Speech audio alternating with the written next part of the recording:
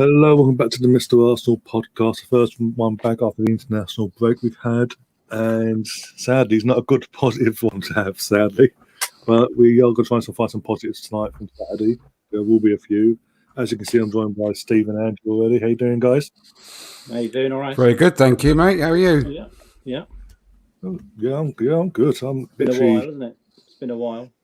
Yeah. Yes. International breaks drag. I hate international breaks. I hate them. No more till March. Thank God. Oh dear. And then we've got World Cup next year. Yay. But yeah, as I say, the first one back, and obviously it's on the back of a defeat. Our first defeat in 10, though, in all comps. And it was Liverpool away. And if we're being honest, did we honestly think we'd go there and get a win or a result there going into that game? I mean, I thought we had a chance, but the realistic side, my head was telling me it is Liverpool. They are going to be streaks ahead of us. If we give up any chances, they're going to snap it off. And two of the 4 goals were avoidable with game 2 on the plate, in my opinion, anyway. We'll start with you, Andrew. What was your initial thoughts on all what's gone on in the aftermath of it all as well? Well, I think if we go back to when this new young team first got together, like 10 games ago, who is it that said there's going to be bumps in the road, there's going to be mistakes, there's going to be mistakes made, by these young players, and they're going to have to overcome them? Well, the answer is all of us did. And this is one of those situations whereby we have to understand that this sort of thing was going to happen against one of the best teams in Europe, if not, the best team in Europe. And if there is a positive to take out of it, is that the first 45 minutes, I thought we did quite well in lots of cases. And, we quietened the Anfield crowd. Then, the Arteta and Klopp sort of bust up happened on the side of the pitch. That got the crowd going. But second half was that moment we'd all been expecting, whereby they got schooled and they must have learnt an awful lot from that. Actually, this Premier League thing isn't that easy after all, because as soon as they've all got together, we lost the game until the weekend. And there were big mistakes made. There's a lot of hindsight stuff going on. There's a lot of people that absolutely loved that, second half, because it gave them every opportunity to start bashing Arteta again and the club. But all of the realistic people, as I mentioned right at the beginning, knew that this was going to happen at some point, that they were going to make mistakes.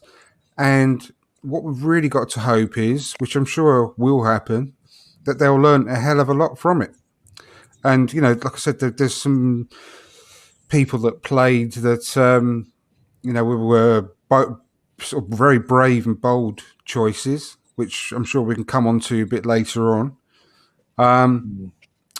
But we got beaten by a much better team on the day. A team that realistically we're not competing with at all this year, alongside Chelsea and Man City. We all knew we were only going for that one place, 4th place in the league. And to actually have that beating and still remain 5th is a real positive, because some of the other results went for us at the weekend as well, with West Ham losing and so on and so forth. So there's a lot that can be said about the second half, but I don't think anyone could have really expected much less, really. I mean, we could all hope for a slightly better scoreline, but I think we all deep down knew that was very unrealistic, and that we were going to lose anyway against Liverpool away. So that's the way I feel about it. Well, also, I went into it. I was saying on this podcast and on other channels as well, that it is Anfield, even under Wenger, even when we were literally the double winning 02 at 98 and the 03-04 season. There were difficult places to go to. I mean, 03-04, we won there 2-1. remember '98, we just won the league at Highbury, and Liverpool was our game in hand. We just won the league, and they obviously a few changes, obviously midweek game, but we lost. We got battered in that game. I think it 3-1 or 4-1, something ridiculous like that. Trying to think. The double winning season wasn't an easy place to go to. And even since the Emirates era, so we say, Anfield's been a bark to go to for us. It's like that. It's like the Old Trafford side of things, right? Under Fergie and Wenger. Fergie always had that upper hand most of the time at Old Trafford, but for some reason, Anfield had been an absolute nightmare for us, be it in the league or the Champions League quarter final, if you remember. No matter what, even when we had the best, we were leap years ahead of them in terms of our squad in that back then. They'd always find a way at Anfield of getting one over on us. And it's a mentality thing there still that obviously we saw at the weekend. And actually, the first, what was it, the 35, 38 minutes before they scored? We were doing a job, we were straightening them. Anfield was dead quiet. The fans didn't know what was going on because even though they had all the ball, they weren't really doing nothing with it. In terms of Liverpool, I mean. But as soon as they got that first goal, we got in at half time, we thought, dust ourselves down.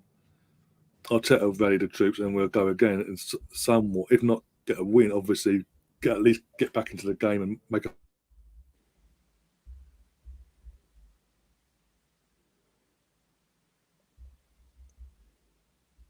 Lost his head straight away and constantly losing the ball. And as soon as they smelt blood, Liverpool, in that second half, they pounced and they tore us limb from limb. And that's the worrying thing. And that's the thing. That's the main concern I'm taking away from this and over obviously the Chelsea and Man City games as well this season. Even though they are leap years ahead, they're like way ahead of us in terms of where they are as a team and all that, respectively. As soon as they smell blood, they go for the kill. Whereas we're not doing that. And that, even against the lesser teams in and around us. But Paul Merson actually mentioned something on Soccer Saturday, obviously hours before kickoff, analysing the game, going into it. He said, even if we don't win on Saturday, he believes we'll be that team this season. It will be the Flat Track Bullies. We'll just beat the teams. We'll get the points, the majority of our points, for the teams in and around us and the teams we should be beating. That's what's going to get us wherever we are in the league. We're that team because could you look at United, no matter what's going on. Well, I didn't say I've gone, but either way, there's a mess there. Tottenham is no guarantee that's going to turn around. We've seen the first half yesterday; they weren't all that, and then the only reason they got the result because Leeds dropped off. But so he believes even if we didn't win, we've still got a chance of top four. It's just you got to remember it is Liverpool and all that, and they are what we're trying to do. They're like 3-4 years ahead of us in doing that under Klopp. I mean, exactly. Steve, what about yourself? What are your thoughts on all what you've got to say on the weekend? I think that last point you made, I think we are where Liverpool were possibly 5 years ago when Klopp first came on board and started building a new side. Started by bringing in some top players, and when our season's not going to be defined by playing Liverpool, Man City, and Chelsea, is it? Let's be honest, that's not where we are. But we're certainly good enough to challenge for that top four. We're still fifth.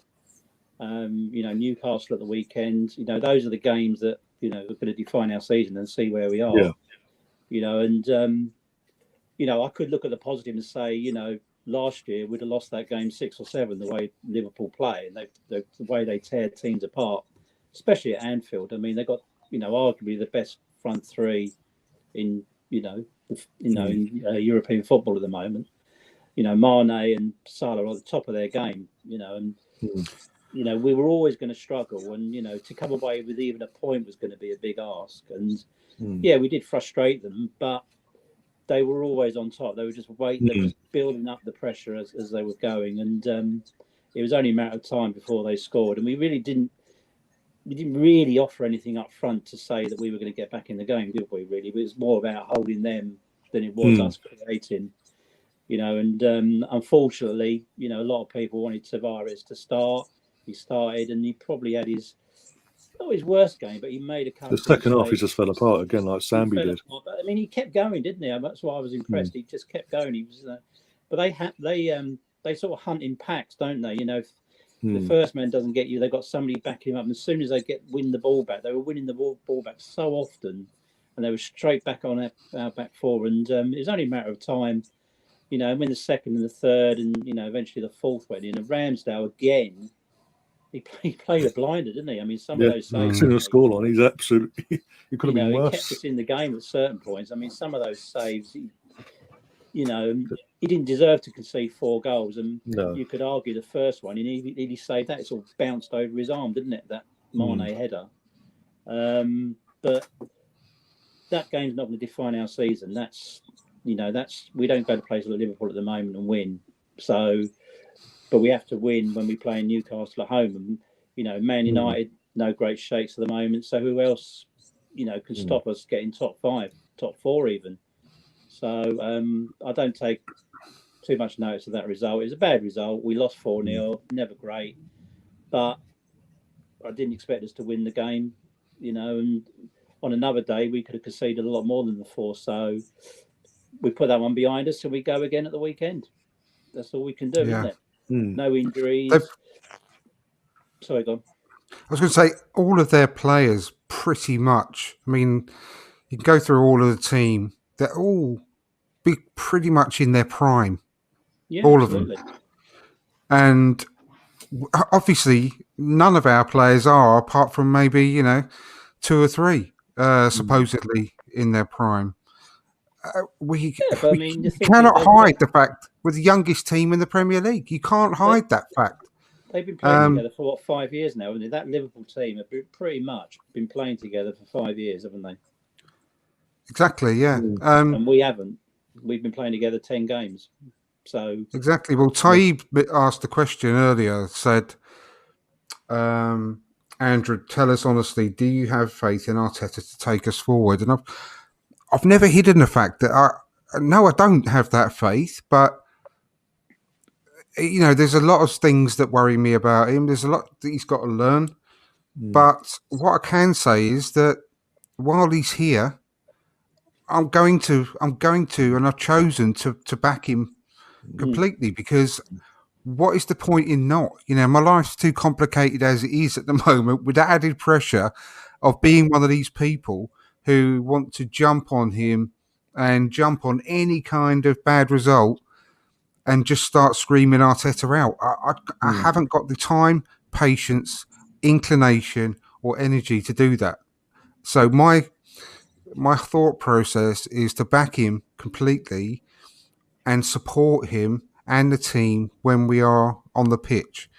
And I'm going to be able to dissect and talk about games after they've happened.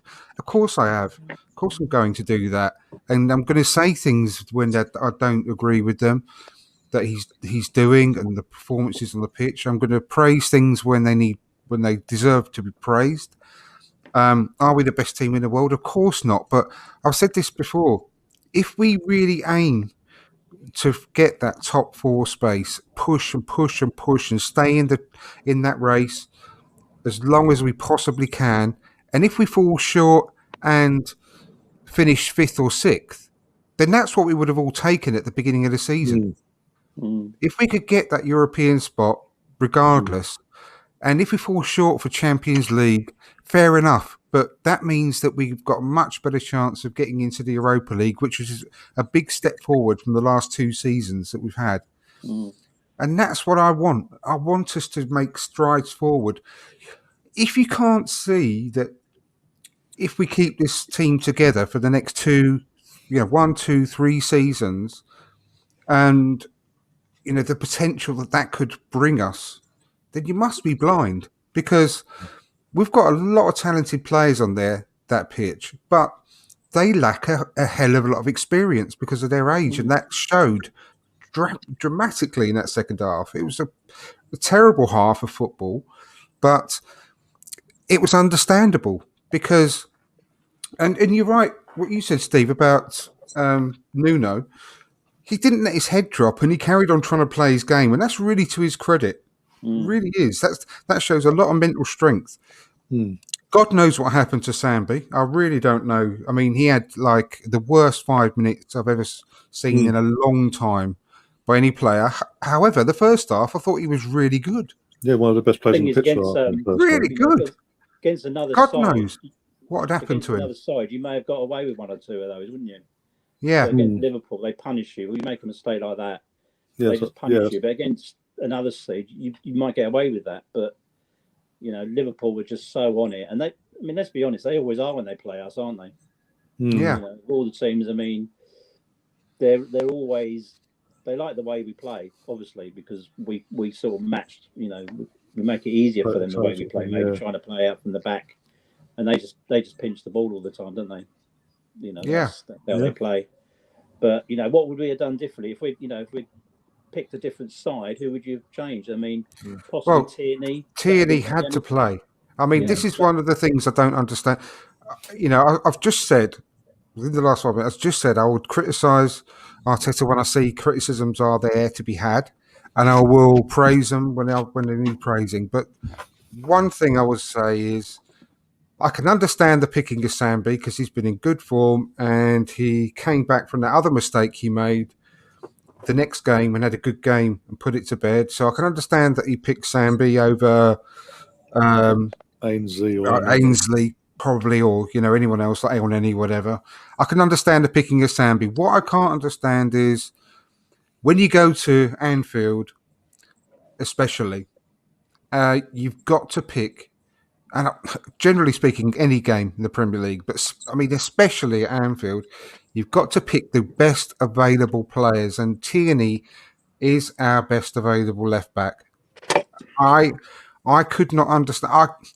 I can understand the sentiment of a lot of fans saying he doesn't deserve to be dropped. He's been playing really, really well, Tavares, and that's totally true. But he came in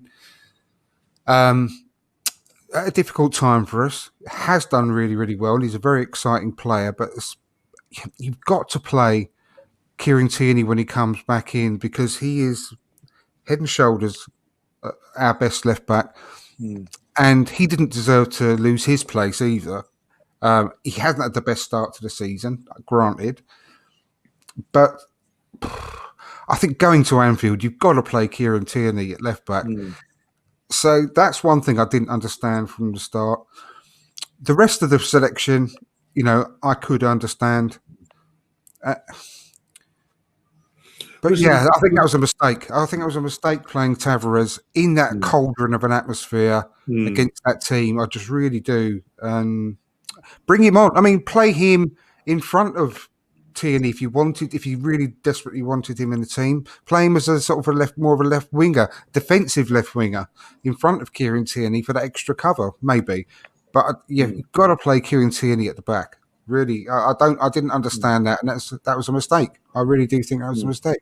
He didn't play at all, did he? I mean, is there any thought on that Tierney wasn't quite 100%? I know he played for Scotland both games, so he's got them.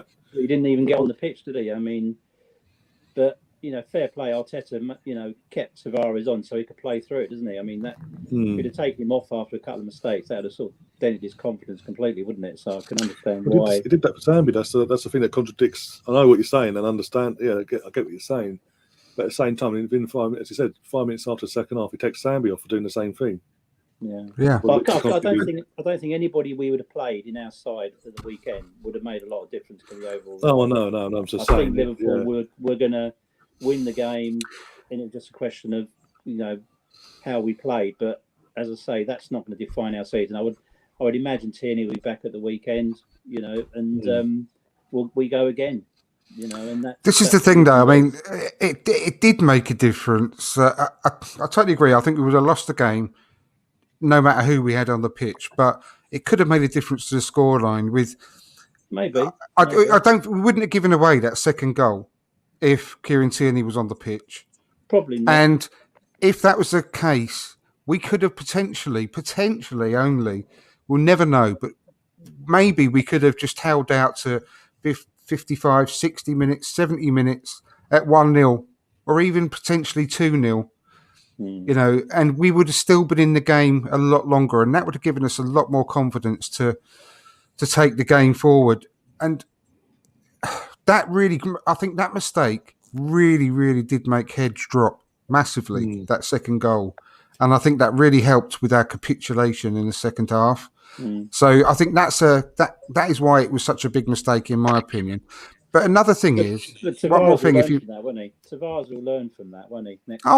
He will. And I love the way he didn't let his head drop. It's all about experiences, isn't it? And they've got to get those experiences, the good and the bad, to improve. And as you said, they've won, unbeaten in 10 games. Now they've lost the game. They've got that feeling now, haven't they? They've lost the game. Now they can take that feeling forward and build on it, not make those same mistakes again. Yeah.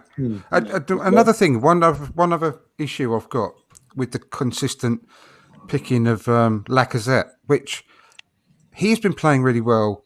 I say really, he's been playing really, like putting his all into each game. I think he's been putting his all into each game. But the problem is with him is that he gives away one of Arteta's 3 substitutions every single match because he can't play any longer than 60, 65 minutes. He cannot play. So this is a frustration for me because you get your 3 subs to help change a game state and to do something a bit different, to try and change the game in different ways as the game is moving on. So when you're playing Aubameyang, you're only playing with 2 subs because you know that you've got to substitute him because he can't get through the match.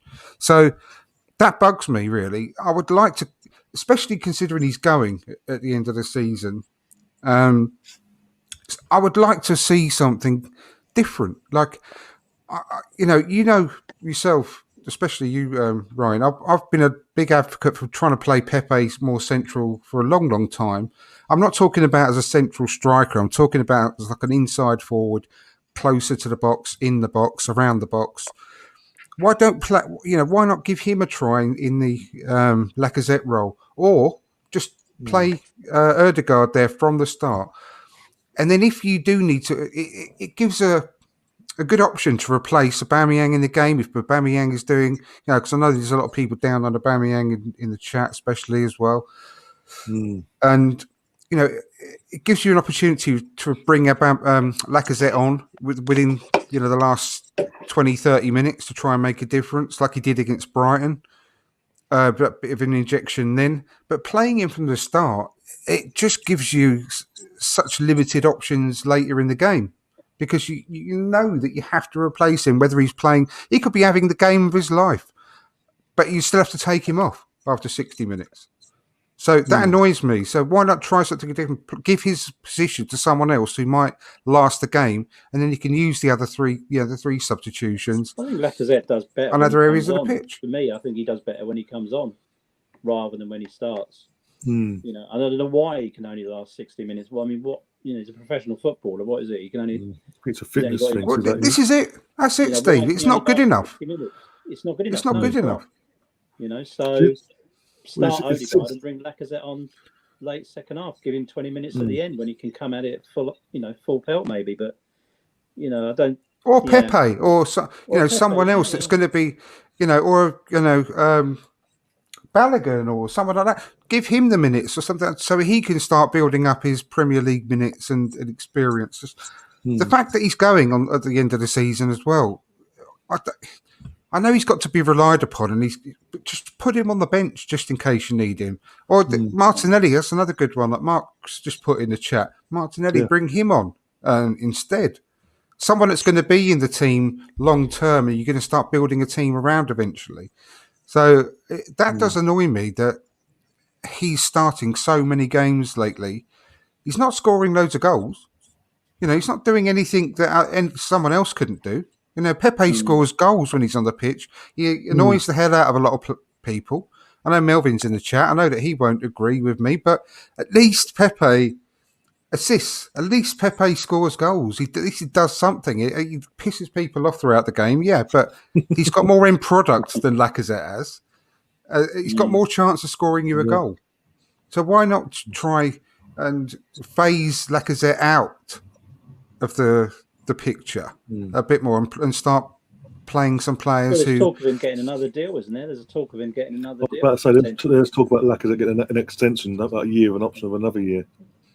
Oh, it's rumours, it's not confirmed or nothing. Why would you though? confirmed. Why would you give that to someone who's getting to the stage where he's the wrong side of 30 and can't finish a game? It's probably Does seem a just bit odd. media being the media and just trying to stir the pot. Yeah. I mean, I stick Steve F in the chats, but he disagrees, which is absolutely fine. You know, I'm not here to say that I'm always right. Of course I'm not. But you've got to play your best players. That's what I said earlier, Steve. But can you class Lacazette as being one of our best players when he can't play more than 60 minutes, when he's not scoring goals, when he's not assisting? He's running around a lot and trying an awful lot and, you know, puts his all into it. But is that good enough? Is he one of our best players? Is he better than Erdegaard? Is he better than Pepe? I mean, you might say he is because you've got preconceived biases about his attitude and the fact that he gets players going, blah, blah, blah. But we're not in that process anymore. We're the first to complain when we're not sort of creative enough. We're not creating enough chances around the box. We're not shooting enough. Is Lacazette providing that? I can't see he is. I can't see him taking shots. I can't see him assisting. He's running around a lot and trying hard. But is he one of our best players? I don't think he is anymore. I don't think he is anymore. I mean, at least with Pepe, he annoys the hell out of you, but he does produce moments of magic, doesn't he? He does produce goals. He does, yeah. You know, he frustrates people. Certainly outscores Lacazette at the moment. So, but has Arteta made his mind up on Pepe now? Because I mean, he's not getting a look in at the moment, is he? So, but this is where I've got my beef with Arteta about picking Lacazette, and because I understand why some people really like him, and I like the guy, but what I'm not liking is the lack of end product at all, and the fact that he can't finish a game. I can't stop going on about that because that annoys the hell out of me. Like you said, Steve, he's a professional footballer who can't play 90 minutes. We'll put it this way, in the league, with Uber and Laka playing alongside each other, when was the last time we put a team to the sword, home or away, in the league? Not including any cups. Can't remember. That says it all. I can't remember. Some in the chat pop up with it and say, "Oh, it's this game," but I can't remember. Last season. Not even last season. So this is what I'm on about. So I totally agree. I totally appreciate your opinion, Steve F. But what the debate is there is Lacazette one of our best players now? Because I don't think he is. I think he could be really useful sub in the last 20 or 30 minutes because he can come on and really charge around like a bull in a china shop. Great. But I don't see what he's offering at the moment in terms of assists and goals. And that's what he's got to be in the team for, surely. Lacazette. He's supposed to be a striker. But he's not producing any of that. So why not play? And this is what I said earlier, but the beef I got with Arteta, you've got someone sitting on the bench who people consistently go on about his price tag, blah, blah, blah. But he's not getting a sniff at all at the moment. And we need goals. We need that creativity. We need assists. And he's sitting on the bench. If you're completely and utterly anti having Pepe on the pitch, fine. What about Martinelli then? I was about to say. That's another one we've got on the bench that's was rushed back at the start of the season. We've mentioned before in other podcasts. Was rushed back because of COVID and all that with Lacazette and Aubameyang. He wasn't really fit, and even before and since then, he's been mismanaged. It does feel like probably for him that he's just there to make up the numbers. Really, that Arteta doesn't really want him. Basically, I would feel like that from. I've got fans singing my praises, and it's obviously with social media now. You'll be told this is what fans are saying about you. They love you. Da, da, da, da. You believe in your own ability as well, and yet the manager, who's meant to be giving you a chance, won't give you the chance, and that must be so frustrating. And like you said, it's the thing is people mention about Uber. The thing is we've mentioned it as well, but the catch-22 thing is because he's got the armband, Arteta has a refusal to drop him. I think that's the main reason why he refuses to drop him, because I think without the armband, there might be more of a chance of him being dropped. But it does either way. For me, he needs to be dropped as well as Lacazette because they're not giving us what we need. If Arteta has got the pressure this season of getting top 4 now and get us back into Europe, he has to fucking wake up now. And Charlie's got Newcastle this weekend. It's a perfect opportunity. We're at home. The crowd's going to be behind us. Newcastle, new manager possibly might be on the touchline or not. They're leaking goals still. The perfect opportunity to throw Martinelli and Pepe up in the forward three. One of them being Martinelli as a striker or Pepe interchanging or whatever, alongside Saka. Smith throwing behind. Yeah, I think the focus needs to switch now to the front, doesn't it? We seem to have got, pretty reliable defence, central midfield. We now need to focus now on the other end of the pitch because we're not going to get top 4 scoring once every other week. That ain't going to happen, is it? So we've got to start finding ways of being more creative and people. And I think now's the time to let Martinelli have a run of games. I think why not? He couldn't do any worse than Lacazette, could he? Really? No, exactly. Yeah. And that, regarding to that, sorry, but Brighton. That every team has good days. Every team. Brighton also drew 1-1 with Newcastle, and they also lost 2-0 to Aston Villa in the last couple of games. So, yeah, but that's more to do with Liverpool having a bad day rather than Brighton. Exactly. Yeah, that's what I mean. They had a good day. Liverpool had a bad day. It happens. Doesn't mean that Brighton are a much better team than us. Also on that as well. We just mentioned it. Our experienced players, the Lacazettes and the Aubameyangs, are letting us down. We're putting too much reliance on the youth and the ones that have just come in, and the players that have just come in through the door. Who are trying to gel with their new teammates. Too much to be put on them, and the ones that have been there 3-4 years aren't doing enough. But our manager ain't, for some reason, dropping them now. I mean, I mentioned obviously Aubameyang. I think that's more so to do with he got the armband. If he drops him, it might upset him. Because he drops him once because he didn't turn up to a game on time. Apart from that, you're constantly playing. To be fair, he's still one of our best strikers. My point is he's not performing. This is what I'm saying. We need goals, I know, and he's not performing. Neither is Lacazette. I know. The emphasis has been put on Saka and Smith Rowe are still done in their fucking trade. No, I totally agree. But someone made a good point. I can't find Steve F. Drop Alba for who? Martinelli is not performing. I wouldn't put Martinelli up, right up top on his own, because he drowned against, Chelsea, especially and Brentford earlier in the season. But put Martinelli on the left, bring Smith Rowe into the number 10 role, for example. It's just an idea. Cool, yeah. But anyway, getting back onto track from my point of view, I'm not moaning about Arsenal and the team overall or anything because it was expected. All I'm saying is just highlighting a couple of the issues I had with Arteta's choices at the weekend. But for those that joined the show quite late, I think we're very complimentary at the beginning of the show in lots of ways, considering a 4-0 defeat, really. I think we gave a lot of good reasons behind it between us all. And it's not all doom and gloom at all. So I think perhaps we should stop this complete and not moaning about Lacazette and Aubameyang, or maybe I should anyway, and sort of move forward with the rest of the chat, really, because it wasn't doom and gloom at the beginning after a 4-0 defeat, which is quite unusual. Well, Cheddars is a Liverpool fan in the chat. He's saying, you lot have been in top form lately. Young players are gelling, which we just mentioned. And again, with the experienced players not performing, it's put a lot more emphasis on the young players to up their game, which is then bucking us over sometimes.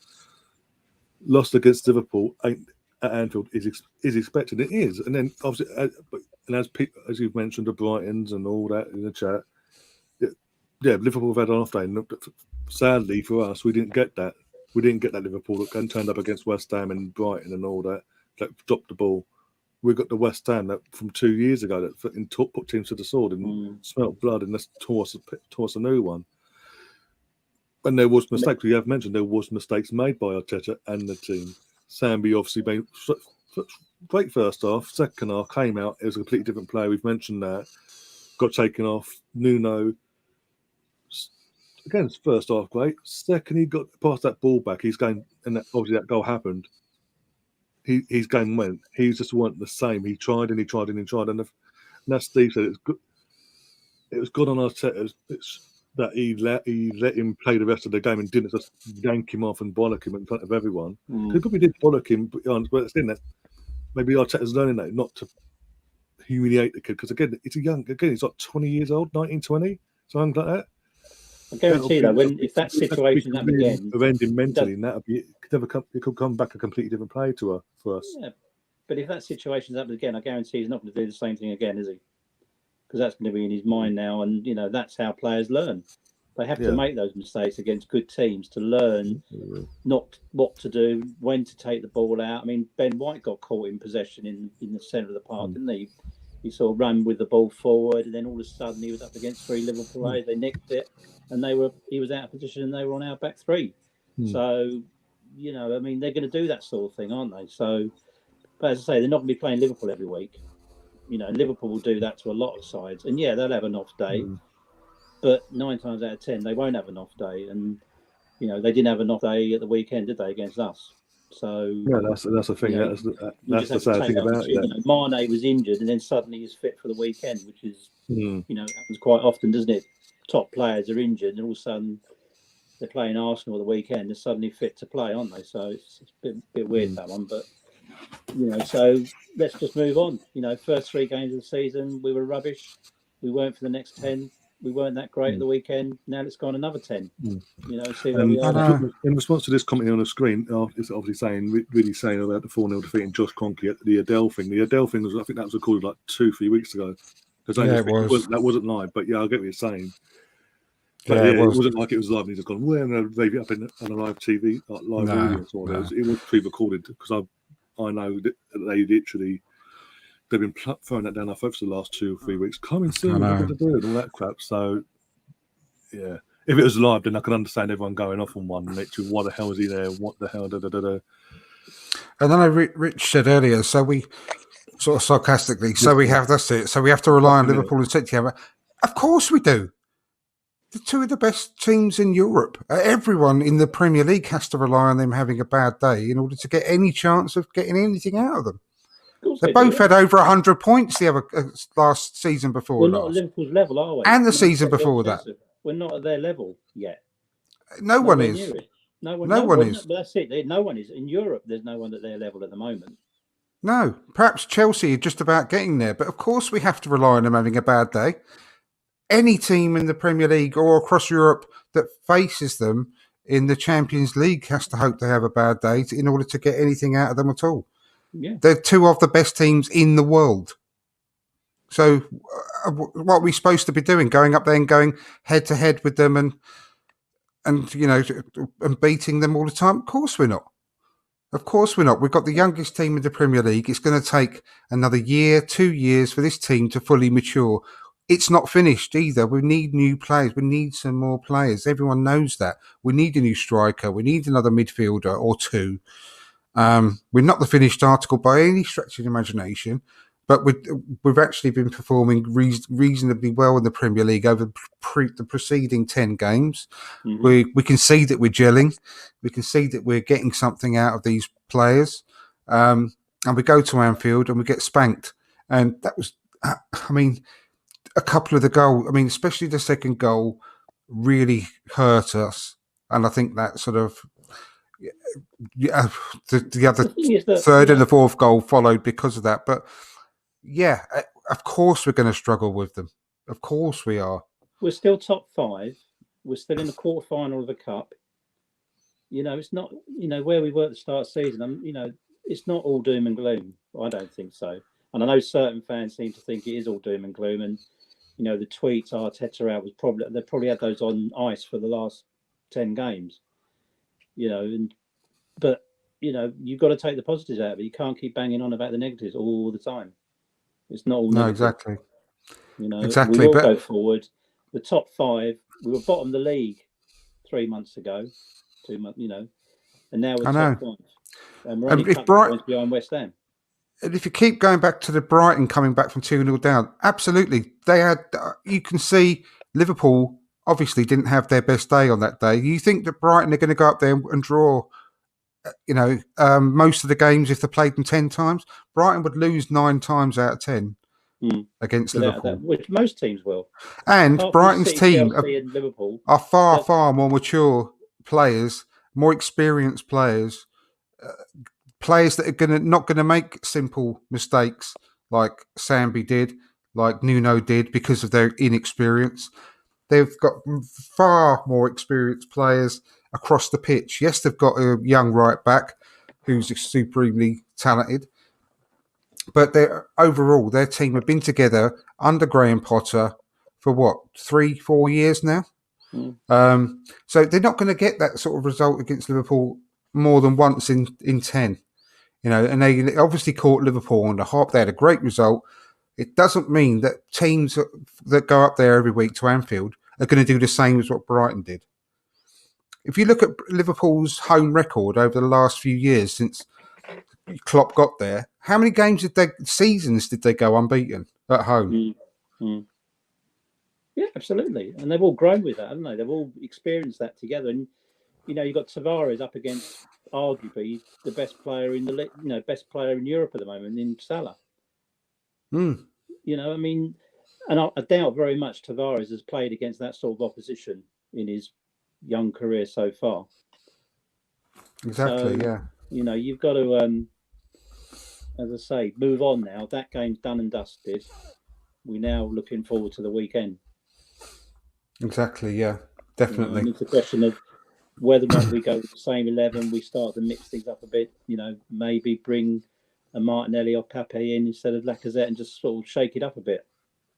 There won't be too many changes for the weekend, will there? I mean, you'd argue that Tierney will come back now, I would have thought, to start instead of Tavares. So, yeah. And then do something up front. Exactly, yeah. But, I mean, Liverpool were 2-0 up, had a goal disallowed. They were playing well. Brighton changed things, got back in it. Brighton won at Anfield last season as well. I know, but Brighton lost their last game to Aston Villa. These things happen in the Premier League. It's just ridiculous argument. We're not going to go up there and get anything out of Liverpool most times. If we played them 10 times, maybe we might get a win or a draw there. Played 10 games back to back. It can happen. When was the last time we got anything? If you want to go on the Brighton podcast, Rich, and sing Brighton's praises week after week, that's fine. But Brighton are also up and down team. As we've seen, they couldn't beat Newcastle, and they lost against Aston Villa recently. So it just doesn't work like that. That you can go up there with a certain game plan and come away with something all the time. And certain teams also have got bogey teams that somehow it just weirdly happens, and like Man City, has just got some kind of problem with Crystal Palace. They've had trouble with Crystal Palace at their place. It's just those sort of weird quirks can happen from time to time, but it doesn't mean that Brighton have got the magic potion to go up to Liverpool and come away with a draw all the time. It's just one of those games. It just happens. We all know football. It doesn't mean that we should go up there and get a 2-2 draw the same as Brighton did, because certain things happen in the games that affect it. It's just a weird thing to just sort of throw back all the time. Yeah, and obviously, sorry, Stefan's popped up and he's saying Arsenal have vastly improved, but not quite at the level of Liverpool standards yet. No, nobody is, apart from Chelsea and Man City. Nobody's at Liverpool standard, are they? No team in Europe are. It's just ridiculous. Liverpool have got one of the best home records you can possibly have in football over the last so many years. Since Klopp's come in, he's made that fortress. They hadn't lost for ages at home, had they? More than 2, 3, 4? I can't remember the exact stat. I think it was like 28 at one point. Yeah, before they lost last season, when they went on a little spell, they hadn't lost at home for like 2.5 years in the league. And it's not true that no one else loses as badly as often as City and Liverpool's we do. It's not true either. I know Everton. Man United lost 5-0 to Liverpool 2 weeks ago. I know, but I think it's not about records records overall. Records over. I mean, Everton. There was a stat that Everton hadn't won a single match for over 9 years. Who did they play? Man City. Everton at Man City. They lost. They haven't won a single game for over 9 years there either. Of course, there's loads of other teams that are in the same boat as us. There used to be of course, there are. It used to be still a couple of years ago. There used to be a stat with them not down the road. They could never beat Chelsea away from at the bridge and things. Chelsea had their number at the bridge basically up to a couple of years ago, and they're sort of starting to even that out. Exactly, but things can happen. I mean, weird results can happen. Even Arsenal did the double over Chelsea last season. One of them under Thomas Tuchel. It's just weird things. That's not going to happen this season. It's not going to happen probably for the next 2 or 3 years either. But we managed to do it somehow last season just because of the planets aligning at the moment. But we've got a lot of... and also Richard in the chat, we've got as I keep saying, my main point is the reason we are constantly, constantly losing these big games by big scorelines is the experienced players. Why aren't our experienced players stepping up in these games? You've got to put the question on them as well as Arteta, but also you've got to ask them the question: why aren't they turning up? Well, it's a mentality thing that's seeped through for how many years now, and the current crop of had that built into them, and they're sort of accepting of it. That shouldn't be the case until we get rid of the ones that are constantly letting us down and not turning up for these games. The stat pads players, so the ones that turn up against the lesser teams. Well, until I think that happens, there's an argument. We ain't going to get anywhere. But you can't always put that. You can't just go, oh, well, you know what? Because we lost that game, it's all on our tech. No, you've got to also point the finger at the players because they've got the high. They made stupid amounts of money these days. So how dare they, especially if one of them's our captain, have the audacity to give the impression for 90 minutes he doesn't want to be there? No one's putting that one out. He literally did. I watched that game and it pissed me off so much. Literally, every time Liverpool played what they played from the back, we just Aubameyang and Lacazette stood there, allowed Van Dijk, Matip, and Alisson 15 yards between each other each to have to do what they wanted to the ball. So they allowed, because of the amount of space they gave, that's at least 15. Sometimes it's 25 yards. It allowed the ball to just go boom, boom, boom, pressure on us. I know exactly. Where was they? Their part of their job is to stop the pressure, get that low blocking. Did they do that? No. And again, and the cameras did pan to Arteta, and Arteta's telling them, "Fucking get into him." He's yelling at them, but there's only so much he can do. But at the same time, coming back on that, if they're not doing as he's told, the coming back question is, why is he then playing then? Why is he then playing them? Exactly, because we've got to make do with what we've got at the moment until we can fully turn over the whole squad, which we haven't done yet. We know we haven't done that yet. And going by reports of transfers wise, that's why the club are looking at strikers. Of course they do. Of course they are. That's the next stage, isn't it? That's the next stage. We've spent a lot of money buying in defensive players. Now the next stage is to buy the forward players, isn't it? It's just time to overhaul the front end of the pitch, as opposed to the defending end of the pitch, which we seem to have done. I mean, that back four is still, goal difference. Well, playing really well together and not conceding that many chances, bar the Liverpool game. But we're still not creating anything, are we? We're still not creating enough goal scoring opportunities. Yeah. All the way through our team. No, exactly. We're not turning over teams. Well, no one's saying we're perfect, are they? None of us are. But and going back to what we're probably not even halfway there yet. No, and going back to what I said earlier, every single person knew this was going to happen. We knew there were going to be ups and downs. Everyone has said there's going to be bumps in the road. We're going to make mistakes. We've got to learn. We're going to have to learn from them. As soon as we hit one of those bumps in the road, all hell breaks loose and all the toys get chucked out the pram, and we should just say, we're going to lose 4-0 every time we go there. No, we're building for something for the future. Of course, it's not acceptable to go up there and lose 4-0 every single season, but we're trying to build something to avoid that happening in the future. But we're not there yet. We haven't been able to change all of the players that we did a hell of a lot in the summer. We got rid of I can't remember how many players we got rid of in the summer. There's a lot. We brought 6 in, and they're all playing a part. Yeah. And we've still got to get another 2, 3, 4 players into this squad to make it, complete. Yeah, well, so all we're 6 nowhere played near at the there weekend, yet. didn't they? All 6 played at the weekend, didn't they? Yeah. Yeah. Exactly. So, it was just we need another ridiculous. This 6. overreaction to a one result. It's a total overreaction. It's not good. No, of course it's not. But we know where we're going. We're improving as a team. We've got better results away. I mean, we beat Man United away for the first time in how many years last season?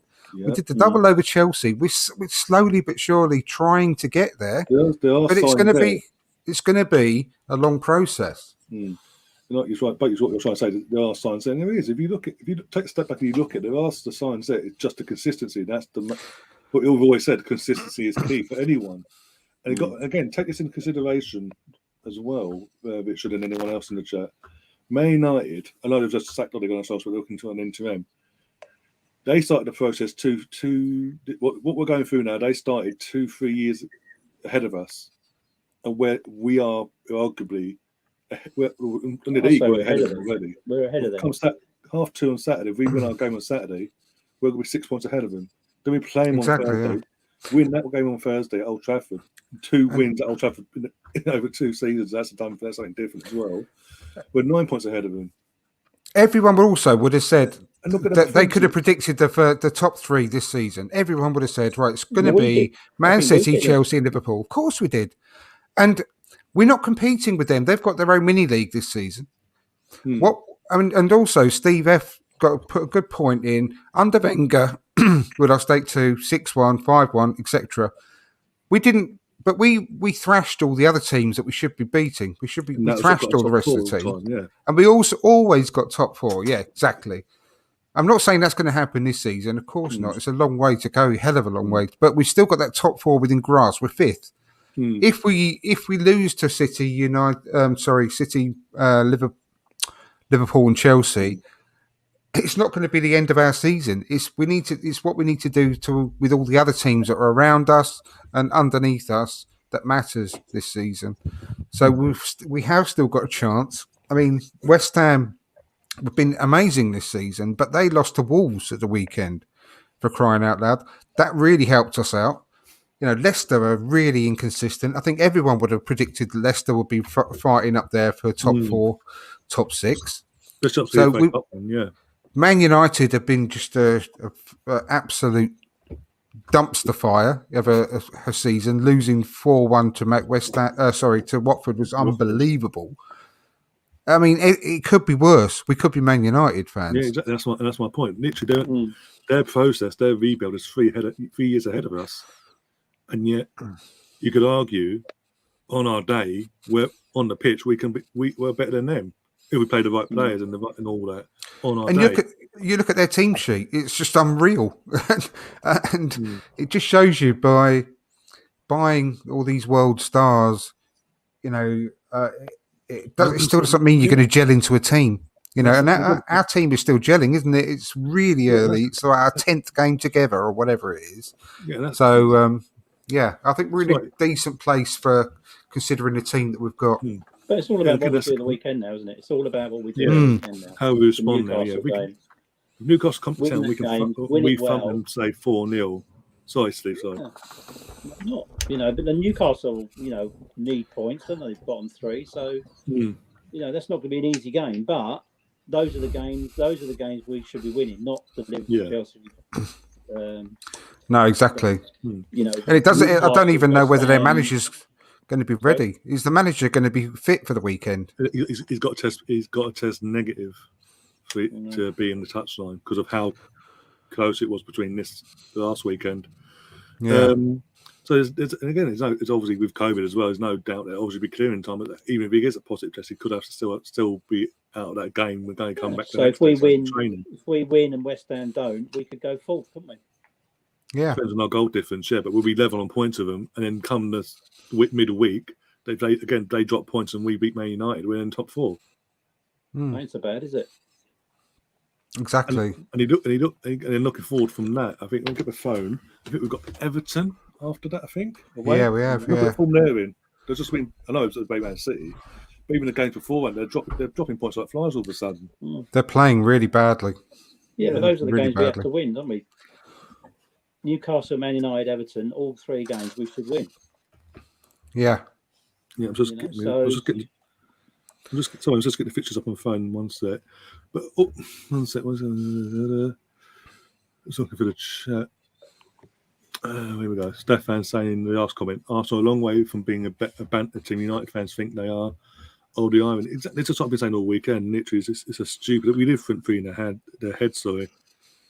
But I was just. Can you imagine like the headache that Michael Carrick will be having now? He'll be going to sleep with a banging headache every single day, every single night, with the stress that he's going to be under over the next how many weeks until they find a new manager. And was it interim? Not even it's an interim manager until the end of the season. Well, this is it's what I mean. It's like, you know, imagine being a United fan knowing that only 3 weeks ago Tottenham appointed Conte. I mean, what difference did he make? Just to be honest, did anyone watch that first half yesterday? Conte, they were dreadful, and Conte celebrated at the end like they won the Champions League because they beat in 17th place Leeds United. Out of form Leeds United, yeah. But yeah, and a 50% strength Leeds United who battered them in the first half. So yeah, after Man United, when we played at Old Trafford, we got Monday Night Football away to Everton, Southampton, West Ham, which will be a tough game. That's will be the toughest one, I think, going up. Because obviously it's West Ham, they're from there in this season. Then we've got Leeds away. Then Sunderland in the Cup, Norwich City on Boxing Day away, and Wolves. And then on Man City on New Year's Day, sorry. Well, they're all winnable games, aren't they? They're all winnable games. But they're all they're all games that are tough in their own way because we've seen some kind of results can happen during this season. But it's a decent run. I mean, there's some really tough ones in there. I don't think United's going to be easy under a new manager. Whoever, obviously, it will still be Carrick by then. But they're not going to be as bad as they have been. But no, of course they're not going to be Liverpool. No, they'll get that little bounce and then they'll dip off again. Yeah. Exactly. And like you said, West Ham, we can only hope that West Ham just start to have a little wobble and fall off a little bit. But, you know, they've had a fantastic season. They were good last season as well. Let's not forget, really good into last season. So that's going to be a really, really tough game. But we've got to, these are the ones that really matter. You know, Liverpool doesn't matter. It doesn't matter at all. Norwich have got their new manager and they won at the weekend. That's 2 games on the bounce they've won now. You know, so that's not going to be as easy maybe as it has been. I'm not saying we shouldn't beat them. Of course, I'm not making excuses in case we don't. But I'm just saying they're all going to be, you know, you can't just take it for granted. But it's a decent run now. But but they come thick and fast, as the old saying goes. They like. Going into December, it's going to be 2 games a week, isn't it, minimum? So I think our toughest month going forward is going to be January. Man City, Tottenham, and I think Chelsea amongst that. Plus the League Cup semi-final, if we get that far. FA Cup gets underway.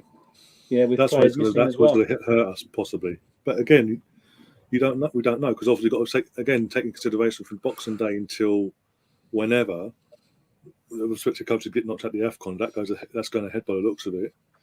We've got no Partey, no Aubameyang, which is let's say no loss there in that sense. We ain't doing nothing at the moment. Pepe's gone, and El Neni. That's 4 of our squad players.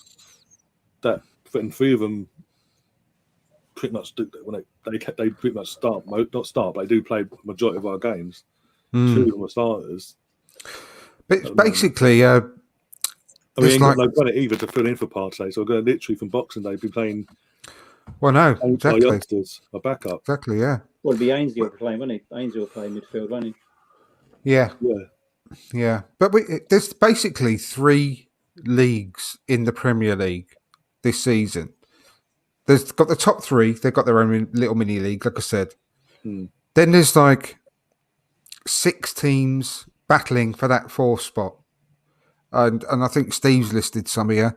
Man United, us, West Ham, Brighton, Wolves. I mean, Brighton ain't going to get top 4, but they'll be amongst the Europa League and sort of thing. Spurs. Yeah, so that's 6 teams for the battling for one place, the 4th, and then there's the rest of them battling to stop being relegated.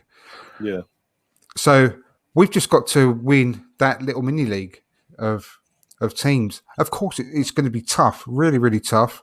If we can really, really push as hard as we can, like I said earlier, for top 4, but we just end up falling short, then hopefully we can still get top 6. And that's all we can do. That's all we can do this season. And I think everyone will take that. And we're still in 2 cups, obviously. Yeah. FA Cup ain't started yet. We're in the semi-finals of the League Cup. And quarterfinal. Yeah, sorry, yeah, beg your pardon. Jumping the gun a little bit there, but no, hopefully we will be, though, with the decent draw that we've got. So if we can get top 6 in the cup, or even just another really good long cup run, I think it could still end up being a very, very good season compared to the last couple we've had. I'd even go for me, if we were to do as you say, the League Cup and an FA Cup and finish somewhere in the top between 4th, 5th, and 6th. That again from the previous seasons, the last 2 seasons we've had, is a huge improvement. It's a step in the right direction. There's 2 trophies in the day, and we're back in Europe. Exactly. Yeah. Exactly. Well, we're 5th now. Why can't we stay 5th? Yeah, exactly. There's nothing. I mean, exactly. Yeah. Exactly. If we were 8th, especially the pictures we've just gone through. Pictures coming up. Yeah, if we were 8th though, we'd be looking at let's get into the top 6. The fact we're now, 3rd of the way through the season. It's in our hand at the moment. Touch wood. Then let's push on from 5th. If we can get a result against West Ham and things go our way, we could get top 4. We could go on a run. We're very good at going on runs, aren't we? So top 5, yeah, why not? Top 6 would be a minimum now from where we are right now. Top 6 would be a minimum. Yeah, definitely. And I'm quite confident of the mentality of these players and the togetherness of these players. Like we've said over the previous few weeks, how well they sort of gel together off the pitch as well as on the pitch. And I love the fact that Tavares made such a howling mistake yesterday, didn't let his head drop, tried carrying on, doing his thing. And I wouldn't be surprised at all if Sambi starts against Newcastle and puts in another good showing. And because I think he's got that mentality, and that's something that is really valuable in a player, having it right between that, in the head, that you've got that mentality that I think I'll quote Ted Lasso here when he says about having a goldfish memory. If you make a mistake, just forget about it in a few seconds. Just carry on. Just keep on going. And I think that's a really strong trait to have as a footballer. And I think some of these young players, if not all of them, have got that. So I really hope that we go into the match against Newcastle at the weekend with that right mentality. And put in another good performance and put them to the sword. The thing is, when you're a defender or goalkeeper, you make a mistake, it leads to a goal, doesn't it? Or at least an attempt. When, anywhere else on the pitch, you make a mistake, you just, it doesn't result in a goal straight away, does it? But that situation, Jota, he's always scored against us. Was he got about 6 against us now? It's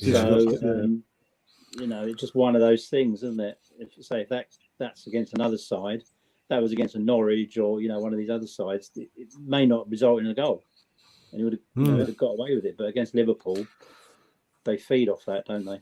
So it's just unfortunate. So you just got to put that to one side. Right, we've done that game. Let's go again. And that's what they do. They're young players. They won't let it affect their career, will they? They'll just say, well, I'm me. I'll carry on playing as I play. And that's it. And he did. He kept on. Tavares played the whole 90 minutes, and he never looked like he was gonna. He'd gone completely. He made the mistake, and I know. He just carried on. He was still willing to dribble the ball forward. He was still looking for a pass. He just carried on, didn't he? Yeah, exactly. But I mean, he was up against Trent, and Mo. Well, of course, and Mo. Yeah. But I mean, Trent has especially. I mean, Mo is Mo. He's the best player in the world at the moment, and I think Trent is in the best form of his life as well at the moment. I mean, he's only Yeah, absolutely. 23, that kid, but his passing. I mean, that I don't care what anyone says. That first headed goal, I don't think. I mean, people are over analysing that. I just think it was just such a perfect cross. It just, I think now I can't really fault. I mean, I've watched it back several times. I can't really fault our defenders, to be honest with you. It's just absolutely pin perfect cross, and it was headed perfectly into the ground. And if Ramsdale, people were saying, "Oh, he should have done better." I mean, if he'd have done better, it would have been one of the best saves of all time. People are going on about that Gordon Banks header from Pele, even to this day, quite rightly so. That would have been even better than that, I think, if he'd have managed to save it. It was just one of those things where it was perfect, and there's not a lot you can do about it. And sometimes you just have to hold your hands up and say, "Well, that was a really good goal." It's not one of the most attractive goals you can see, is it? One of those crosses and a header.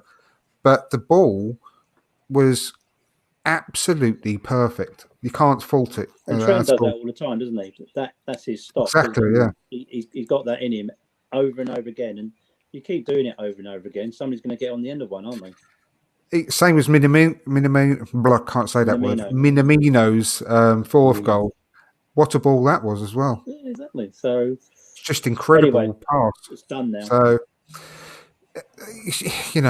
and to be up against those two players at his age, how much is he going to learn from that game? A hell of a lot. A hell of a lot. He'd probably watch it back, wouldn't he? When he watch that game again and look at it again and what he could have done differently. And that's how they learn. Simple. Of course. You don't learn by playing whipping. You don't play San Marino every week and learn anything, do you? Really? No, exactly.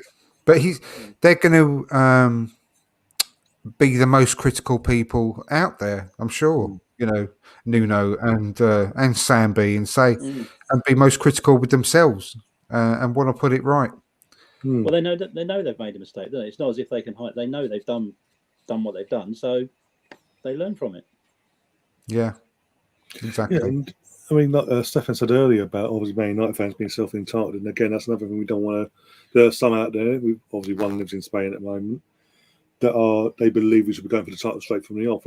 We shouldn't be going for this process and all this malarkey. But we're in we are in that club. We are in that situation, and some of our fan base has to be careful of how we react to these defeats and all at this moment in time. Yes, if we become a competitive team. Go for the title, and we're going for the title, and we're doing what Man United have done this season and lose 5-0 to fucking Liverpool or whatever. Then you can go, what the fuck? Okay, what's going on here? Why is this still happening? Liverpool lost what 7-2 was it to Villa a couple of seasons ago? Last season started last season. But my point is literally until we're competitive, and things are back to normal. Until we get ourselves back competitive, compete for the title. And if we, by some miracle, we do Man United and do Man United have done recently and lose embarrassingly to our so-called title rivals, then you can start. You not overreact, but you can judge Arteta more so on that then, or whoever the manager may be then, and the players. Look, again, I said at the start of the stream, when Paul Merson was analysing the game, he said, "Look, I think he believed we'll get a draw, but he said the worst case scenario, even if we don't win, he still believes from what he's seen so far this season in the 10-game unbeaten run in all comps. From what he's seen, he believes that we are good enough to be that flat track body team that beats the teams we should be beating, beats the teams in and around us, gets the results enough for us to get top four. He believes this is Paul Merson, who's been heavily critical of Arsenal these last few years, and rightly so, obviously. He believes that we not only got good enough, we can do it. So if he can say that, and he's been so heavily critical, not just of Arteta as a manager recently, but the whole regime at the club and how things have been operated, then why can't the fans get on board? This is a guy that literally came through the club. He believes the club. Just like us. Yeah. Exactly. And players have to work things out for themselves a lot of the time as well on the pitch. And I think like Steve F just said it. I think he actually think Arteta does things for players I think that's true. I think Wenger did that all the time. He wanted players to be able to learn and work things out for themselves on the pitch, and they can only do that by gaining that experience. And I think that's very, very true. So I'm just not downhearted after that game. I'm really not.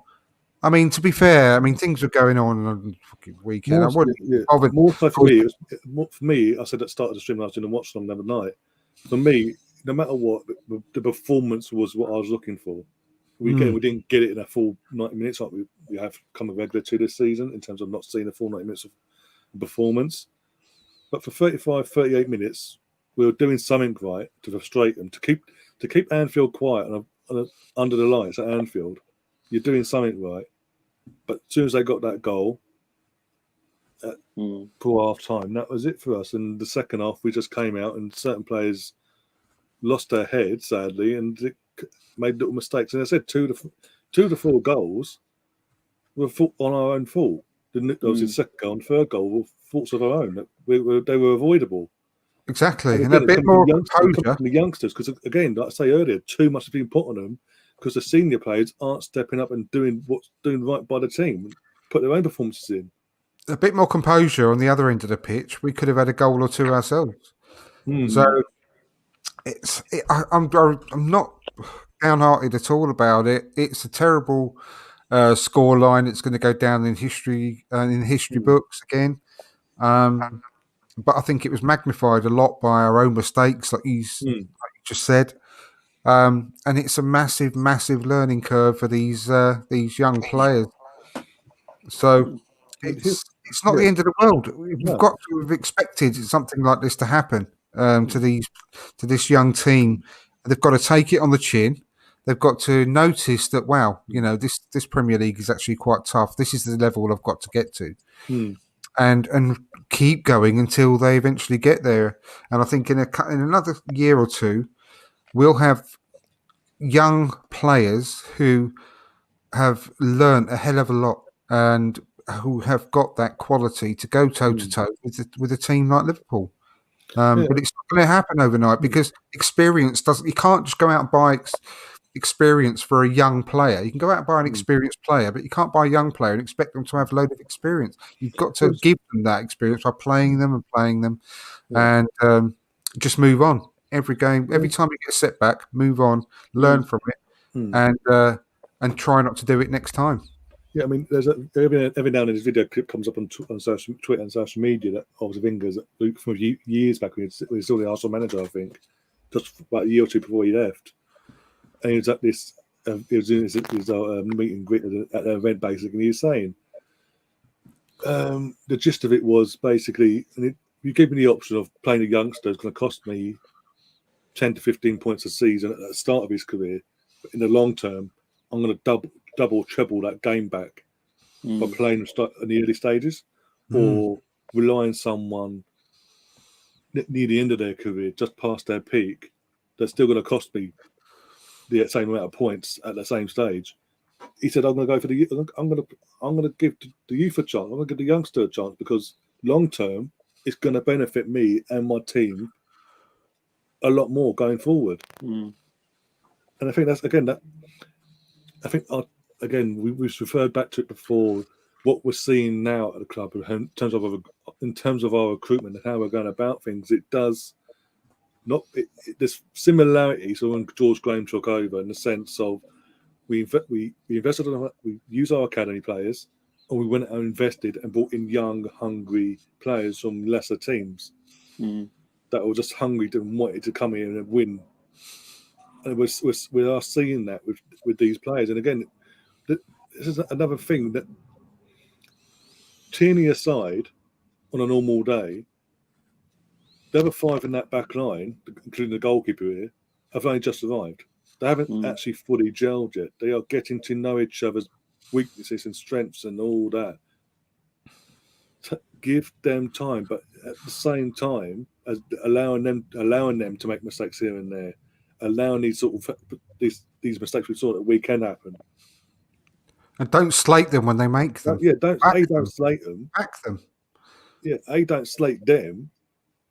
But also you've got to look in around at the bigger picture of why maybe the mistakes are happening. Maybe it's because as I kept saying tonight, the experienced players haven't stepped up, aren't leading by example themselves. It's, as I keep saying, putting too much emphasis on the youngsters. I mean, is that Saka's what 19, 20? No, just turned 20, hasn't he? Smith Rowe's just turned 21. The pressure that's been put on them, and we keep saying it, they are learning their trade still. They've not even hit their peak, and there's so much pressure put on them they've got to play perfectly every game. If they have a bad game, the whole team suffers. That shouldn't be put on them, just because and again that comes down to Arteta. I keep saying as well, in terms of okay, if you're not even though you're my captain or you're my vice captain or whatever, you're not doing what you're needed to do, and you're putting too much on these kids. For this game this weekend, you're not even on the bench. You're going to sit in the stands and watch, and this is what's going to happen. This player's going to play, and you have to mix it up a bit. Play it. I know Eddie's on the right person out the door, but fucking play Eddie. Put Balogun on the bench as an option instead of if Eddie doesn't work. You've got another option there, so you're not falling back and going, well, it hasn't worked again, so I'm going to put the fucking with all the favourites already because it's just going back to square one and don't learn their lesson. Because if he did that, it worked, and we obviously we won at the weekend by doing that. Suddenly, the pressure's then put on the Lacazettes and the Bamiyangs of this world that go, okay, we can't really say that without us you won't win them because you just dropped us and the team still won. So we need to up our game when we get our chance back in the team, be wherever it may be. And if it still doesn't work, well, come the January window. Aubameyang's off anyway to AFCON. Lacazette, off you go. We go and get someone else in the meantime, or another two. And then come the summer, if Aubameyang still hasn't stepped up and he's still underperforming, captain or not, bye-bye. Off we go. Write the contract up or whatever. Just get him out the door and get someone else. Get players in that aren't going to put these performances in. Experienced or not experienced players that come in to replace these two players you just mentioned. They're going to give a lot more. You can't tell me there's players out there we could bring in that will give us more than what we're seeing from these two players. Of course, there are. Being experienced heads or not. So would you accept then not playing Uber and Lacazette and playing Martinelli and Pepe and just go with it and win, lose or draw? Just stick with them now. We can't do that when not long term, no. But for the season, not long term, we can't because of it is what it is. But I'm saying these next few games, going into obviously Newcastle, Man United, and Everton, and all that, Southampton coming up, make a point. Send a message. Arteta's got to make a point and send a message to these two players and other players in and around them are not stepping up. That you're not, even though you're captain or whatever, because because you're on a high wages, your place isn't guaranteed. A message has to be sent because they're not learning because they're constantly getting played no matter what. They're thinking, oh well, we're getting played. We're going to get played. I totally agree.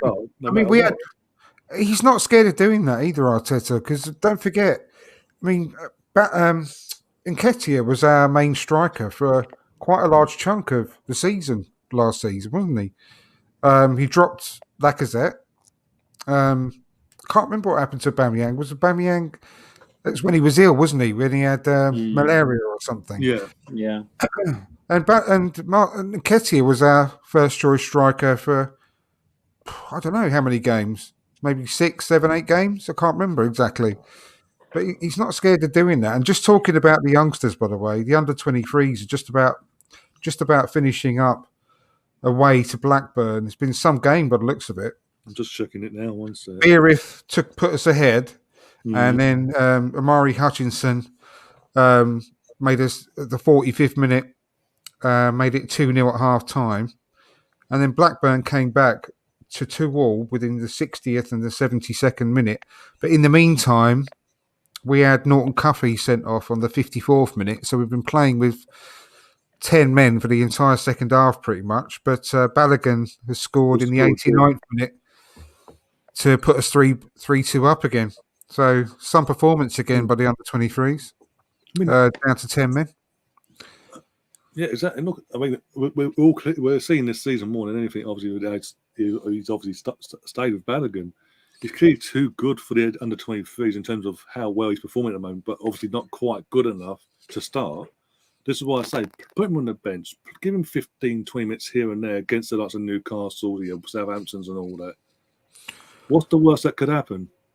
Exactly. Yeah, I totally agree. We've got to get their experience somewhere. I know. Sunderland, I've started to get Sunderland for crying out loud. Well, you look at the best young strikers across Europe. Everyone's like creams themselves over these exotic names, and the guy can't remember his name who plays for Red Bull Salzburg off the top of my head. Oh, Slitzberg, or whatever his name is. I know you're on about the striker. Yeah, who's 19 himself. Everyone wants to go and buy him. you're on about Haaland. No. There's another one there now who we're looking at. We're linked to. Oh no, but then, I remember now. Yeah. Haaland himself is only 20 years old still. Just turned 20, yeah. He's an exceptional. I'm not like claiming everyone's like him, but obviously Mbappe is only still really young. And when he started, he was like 18, 19. They all started somewhere, and I'm not saying that Balogun's going to be anywhere near like their class, but who knows? Maybe we're sitting on someone who could just take to it like a duck to water.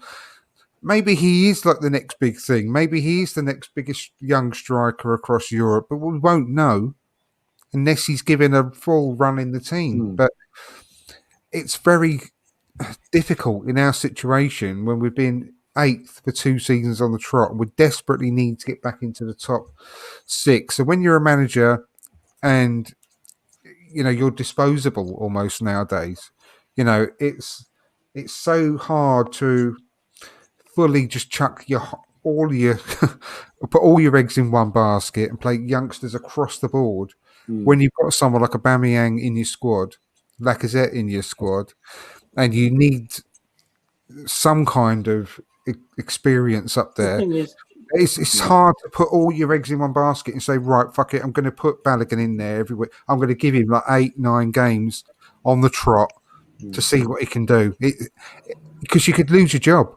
And I do understand that. But the thing is, you can lose your job by... it's good for him. Maybe a loan.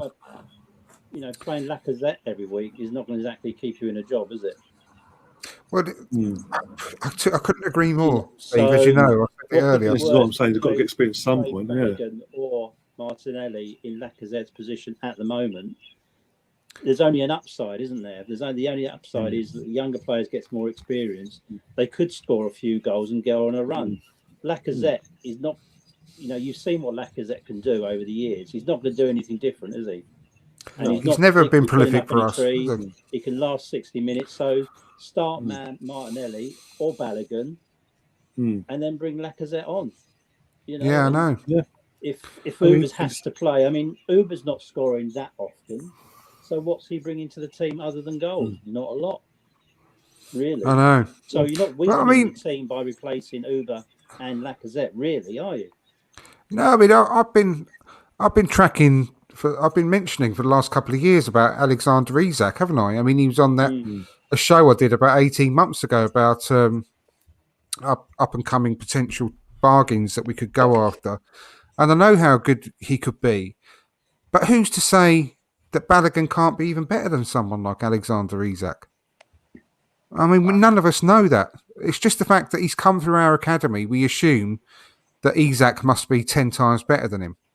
Well, Arteta was quite keen on keeping Balogun, wasn't he? Of course. Everyone can see he's got so much ability. Doesn't want him to go out on loan. So why not play him? Exactly. Just give him a chance. What could be worse than where we are right now? I think we should give him minutes up until Christmas, till January. But I do honestly think if we can get him a really good loan at a decent club, that's definitely going to play him for the next, for the second part of the season. I'd be really up for that. I think that'd be ideal for him. He's not going to give you anything personally. less than Lacazette, is he? No, he's not. But I would rather at this stage. Is he ahead of Martinelli? Can you say that he deserves more of a chance than Martinelli? One of them, I think, has got to go out on loan. Yeah, and I'd rather send Balogun out on loan and keep Martinelli and play Martinelli more than. You're not going to get the best out of Martinelli Balogun. just giving him 10 minutes every game, are you? No, exactly. And you can't play them both realistically unless we have a major. So Martinelli's senior player. He's done well before, so give him a run. Yeah, he's had a 10-goal season, hasn't he? He's had a 10-goal season when he was 18. Yeah, so he's not going to do any worse than Lacazette. He'll certainly last the 90 minutes. So why not? Yeah, so exactly. That's how we mix things up. Then we've got Pepe as well. Squeeze him in somewhere, and then it starts to look a bit different up front, doesn't it? But when you look at the schedule we've got of games coming up in December, we're going to need all these players. Yeah, and absolutely. especially then in January with the African Cup of Nations as well, there's more chances there again. So over the next 2 months, we're going to see a lot of these players. So we just have to hope that they grasp the chance with both hands and really make it hard for Mikel Arteta to leave them out. That's what all the best players have done, haven't they, in their careers? They've managed to sneak into the team through an unfortunate injury or a suspension to one of their teammates, and they've got into that team and they've literally gripped it with both hands and made it impossible to be dropped. And that's what these players have got to do. Saka did that. Exactly, he got into the team, and he made it impossible for him to drop him. And now look at him. Yeah, now. Smith Rowe the same. Found a way to get into the side, and now he's one of the first names on the sheet. Yeah, so exactly. Why can't Martinelli do that? He's got to. Yeah, he's got to get a freak goal. Just get something. Hit the back of the net, and then he's off, isn't he? He's off and running. Yeah. Definitely. Yeah. He's got the ability to do it. He just needs to make sure he does it next time he gets a good opportunity to start a game. I like Lacazette, but at the end of the day, he's at the end of his run, isn't he? He's not at the start of his run. And, it's unlikely he would want to sign another contract and be a second-string striker next season. It's unlikely. We can't make that mistake again. We just can't. Everyone is saying that that's what's happened with Aubameyang, haven't they? As soon as he signed his contract, everyone said, he's never been the same. You can't make that mistake again with Lacazette. You just can't. He can't. I can't go through it all again.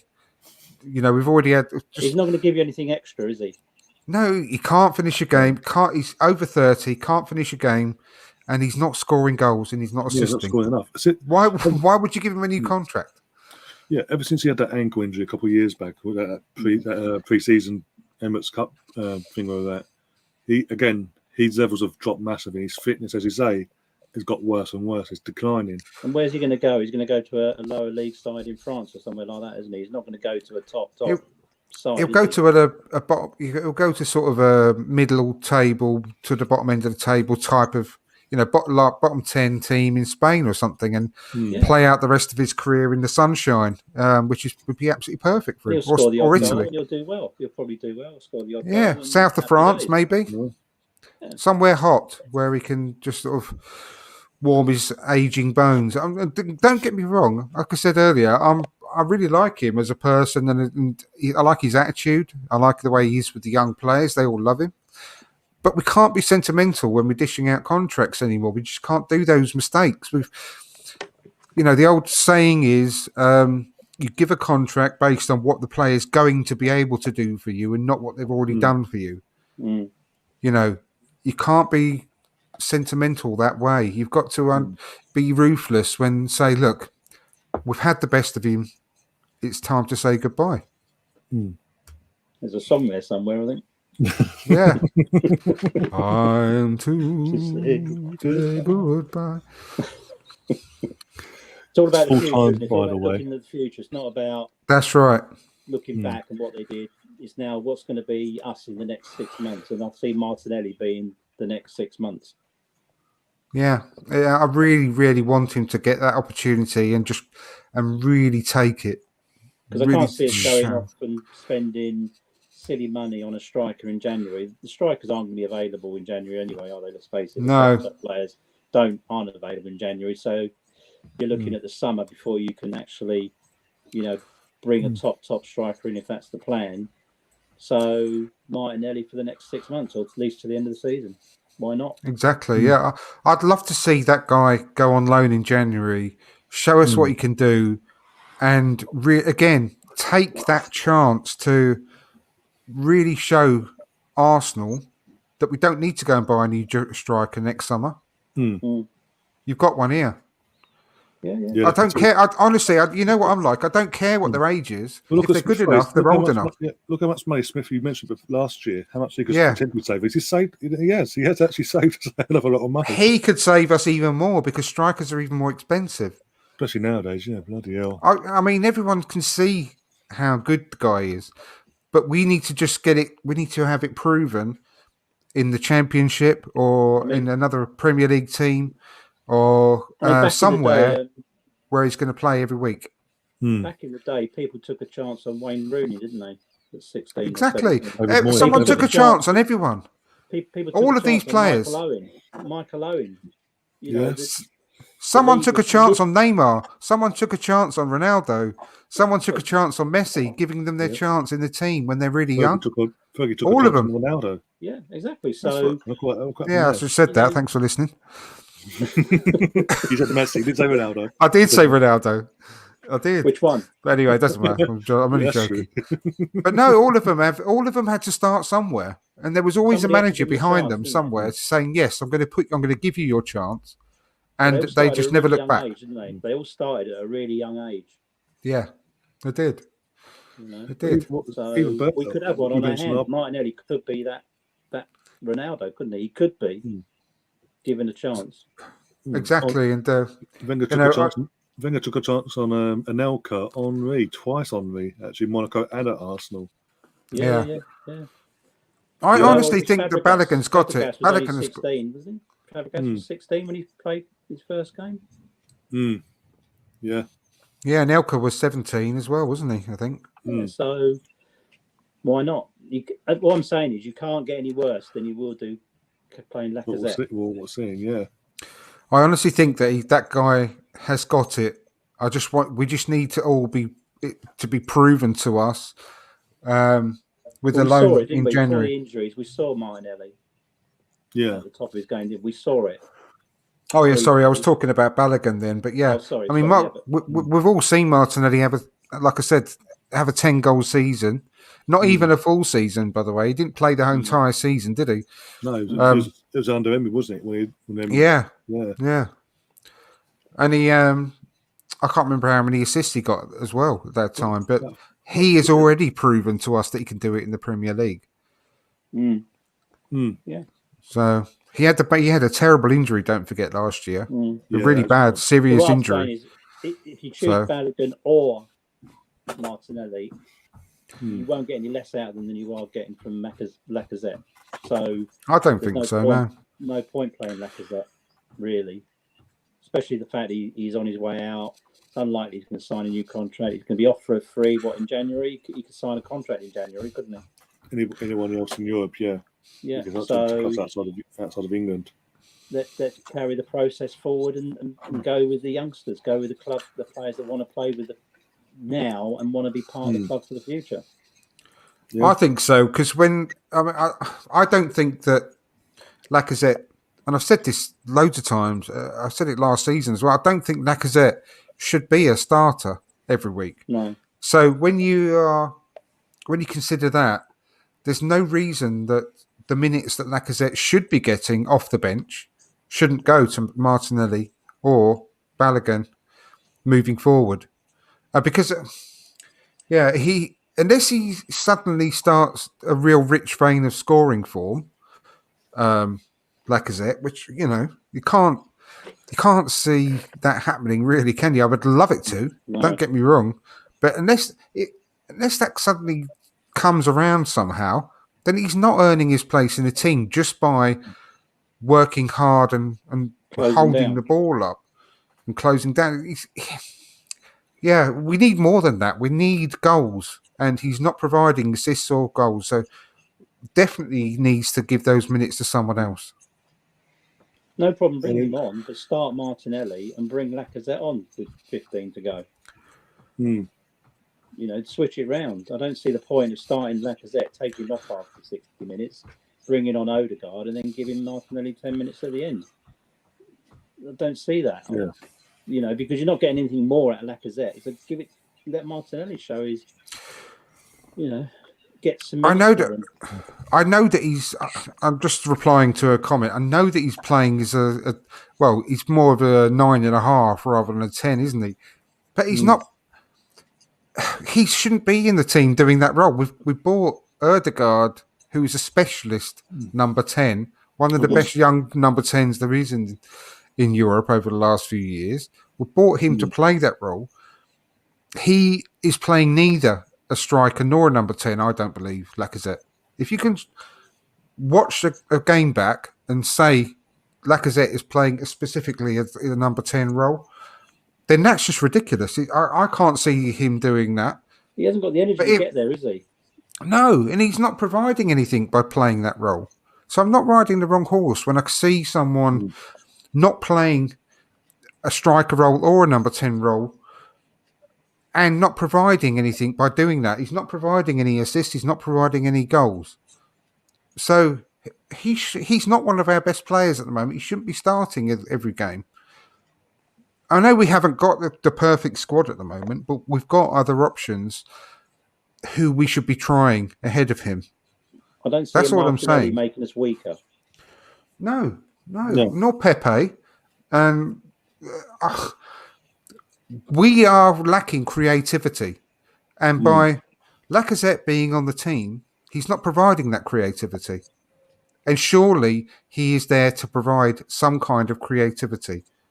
If you're right, if he's a number 10, that's a creative role. But he's not providing any of that. And he's not providing any goals either. So he's not he is all blood and guts and thunder, which is great. And we all love him for that, getting the crowd going. But that's not enough. It's not going to get us where we need to be. It's not enough. So we haven't got the perfect option, maybe, to replace him. But we've got better options to try at the moment who can hopefully provide that creativity and provide some kind of end product. Yeah, for sure. You know, and that'd be, for me, that'd be Martinelli right now. Give him a go. Yeah, if that's going to be the case, I will put him over where Smith Rowe's been playing, and I'd move Smith Rowe back into that number 10 role specifically. Yeah. That's what I would do. Yeah, and keep Saka on the right. Yeah, that's what I would do if that's the case. 100%. Yeah. Or maybe Arteta's watching the show and maybe he's making some notes and he's thinking, the guys have got our best interest at heart and time for a change. Well, we know that Jonas watches the show because he gets all his ideas from here. So maybe Arteta has a word with Jonas and starts watching. That'd be good. Yeah. So there you go. I'll make a Jonas, point if he hears it. Jonas needs to say, look, Mickey. You know, you need to watch Greengrass and Andrew on that Mr. Arsenal podcast. They've got it. They know what they're talking about. We need to bring him into the coaching setup. Help us out here. I don't know what you guys think, but I think Partey needs to improve as well. You know, we bought arguably one of the best midfield players in Europe, and he hasn't really been at that level, has he? Let's be honest. I think he's had flashes of it, but you know, to run a game, he's not really been there yet, and hopefully that will change. I don't know what you guys think about that, but for me, he's not. He's probably 80%. No, he's missing a really good partner at the moment. Now, I'm not saying that Sambi hasn't been playing really well. He has. Experience-wise, he's experienced it. Yeah. I hate, Consistently he showed his best form. I know he had that really good game against Man United alongside El Neni. But that short amount of time, he showed real promise alongside Xhaka. When Xhaka wasn't making his mistakes and he was being his sort of normal, well, I say normal, his better Xhaka self, they formed a good partnership. And it's just such a shame when we get to the stage whereby the beginning of the season, they could have potentially started playing together properly. Because I know that, if I'm right, Partey wasn't fit for the beginning of the season, was he? I don't believe. he got injured in pre-season. Yeah, That's right. So when he came back into the team, Xhaka got injured against Spurs. So it was just really bad luck. So you that think they more to do with his partner than him personally? I do. I'm not saying he's still top drawer. He always seems to be coming back from an injury, doesn't he? Which is really irritating. But it's certainly not helping him not having a settled partner in the centre of midfield. How many has he had? I mean, he's played alongside El Neni. He's played alongside Xhaka.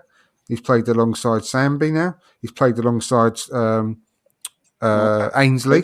Am I missing someone out? Well, he's probably played alongside Odegaard at some point, isn't he? Yes, he has played alongside Odegaard. You're right. Palace, wasn't it? Yeah, Palace came as Odegaard. Yeah.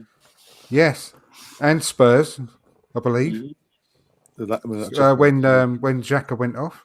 Yeah. So he's had really bad luck with his partners, and I at the moment, Xhaka would be his best partner. Well, what anyone thinks of that or not, that's true. Until we can get a better, until we can replace him. Yeah, until we can get a better version of Xhaka in the transfer market, Xhaka would be his best partner. I'm not like saying that all of his woes are down to that, but that's a big part of it for me. But once again, he's not had a long stretch in the team injury free. We just haven't seen the best of him, have we? And it's proving to be a nightmare. Yeah, I think that's why he's 80% for me, because he's not 100% fit yet, I don't think, and he's not had that run of games injury free, and obviously his partnerships have been changing quite often. So for me, I think that's why he's coming across as 80%, but that's not all down to him. Probably no, the situation. But I think if we can get that right, whoever his partner is going to be, if it's in the short term, it's going to be Xhaka, and we can get that right, then that will push us forward again, I think. It's a real shame that in the summer, the olive branch really couldn't have been taken by Torreira and Arteta, because Torreira, what is he? 20? He must be 25 by now. 24, 25, yeah. And if everything that we wanted in a partner for Partey, apart from one thing, which is the stature of the man, everything else he had, he could have been a perfect partner for Xhaka. For Partey, couldn't he? I mean, age-wise, experience-wise, he had it all really. Because when he started with us and played the proper role he was brought in to do, just to sit in front of the back four, he was excellent, wasn't he? It's only when Emery started trying to remodel him into the new Eden Hazard, playing him up front, it's just ridiculous. And then he lost it all then. And then he broke his ankle in the final, in Arteta's first 6 months in charge, broke his ankle, didn't he? And it all went to shit for him really from there. But I think if he'd have come back, player, isn't he? But I think that ship has sailed, isn't it? Definitely. An player, but I think that ship has sailed. Because apparently he wanted to start playing again for Arsenal in the summer. In the summer, he reevaluated things and decided he wanted to stay. He wanted to prove that he could give something to the club, and he basically he was no longer homesick. He didn't want to go back to Uruguay Yeah. after he had Well, more who time to knows? grieve That and could happen then, couldn't it? reevaluate things. That could happen then, couldn't it? He was. I can't help but thinking that would have been a really interesting partnership. There's no circumstances as well. No Granit, yeah. Yeah, but I mean, you know, people saying in the laughing emojis and thing about Granit. Everyone knows I'm not a Granit fan, but what I'm saying is, at the moment, if you put Granit against all of our other midfielders, apart from Partey, he's obviously better than them at the moment. He's clearly head and shoulders above all our other midfield options. So he's the best of a bad bunch. That's what I'm saying at the moment. He's experienced. He is a decent passer of the ball. If I heard James McNicholas talking about it on the Arscast earlier. If people start, because I mean, against Liverpool, they had like 2 or 3 players around Partey all the time. They really stopped Partey from playing as well, which was a big thing. And if we'd have had Granit Xhaka there and everyone was flocking around Partey, it would have freed up Granit Xhaka to do a lot of the forward passing and try and get the ball up the pitch. But we haven't got... I mean, for all of Sambi's quality and potential, which I've got a lot of faith in, I really like the kid. He's just not ready yet. He's not just... No, he showed that in the second half. So we are missing Granit Xhaka until we can get a new Granit Xhaka. He'll be back in a couple of weeks, won't he? He'll be back in 3 or 4 weeks. They're talking about January, aren't they? So we'll have to see whether we can get back.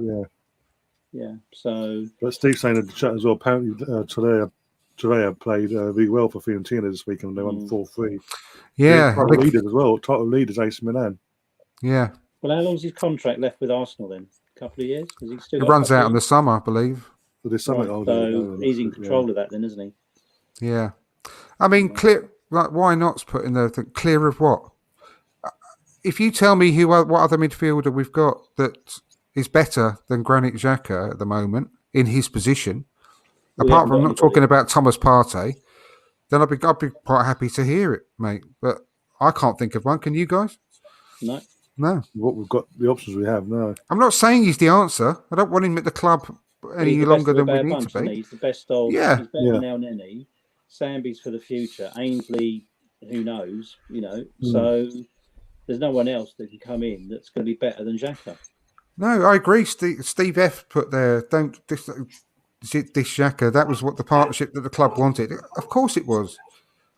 I know. It's just been really bad Sambi luck. Wasn't brought in as a first choice, was he? Sambi wasn't brought in as a first choice midfield player.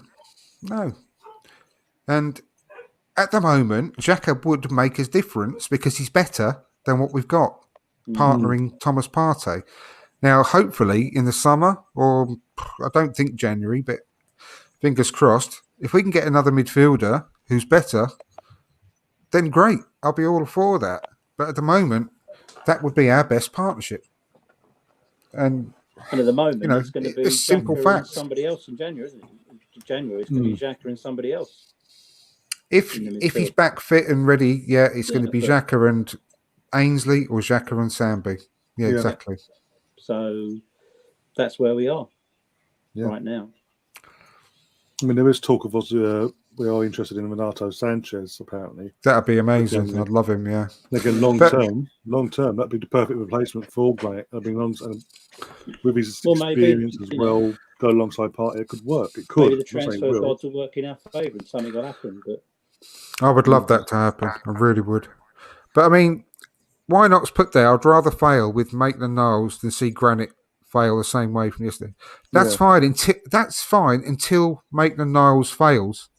And then we'll have the situation that we've had today with the fallout from the young players failing against Liverpool and losing 4-0 and everyone throwing their toys out the pram saying Maitland-Niles is shit, blah, blah, blah, blah. That's what would happen. And we all know that. So it's easy to say I would rather see us fail with Maitland-Niles. But then when it happens, everyone will say, why are we playing Maitland-Niles in midfield? He's shit. He's nowhere near good enough. Get rid of him. Because that's what the club, that's what our fans do. Well, the same with Tavares. When everyone's saying we've got to play Tavares instead of Tierney, and that, let's be honest, that didn't end well, did it? No. So, Exactly. So you just get fed up sometimes when you're just trying to use a bit of common sense, and because at the moment it's a simple fact that Granit Xhaka is our second best midfielder behind Thomas Partey.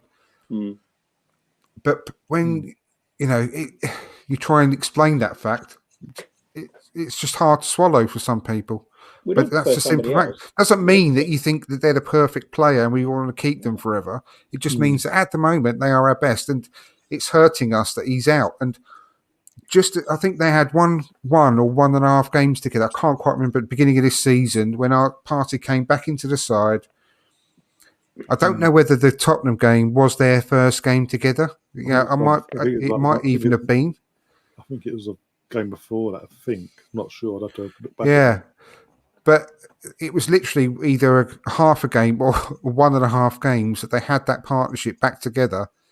And sod's law is that Granit Xhaka is never injured. No, it was because Granit was suspended. So as his first came back from his suspension after Man City. Yeah, and then that happens.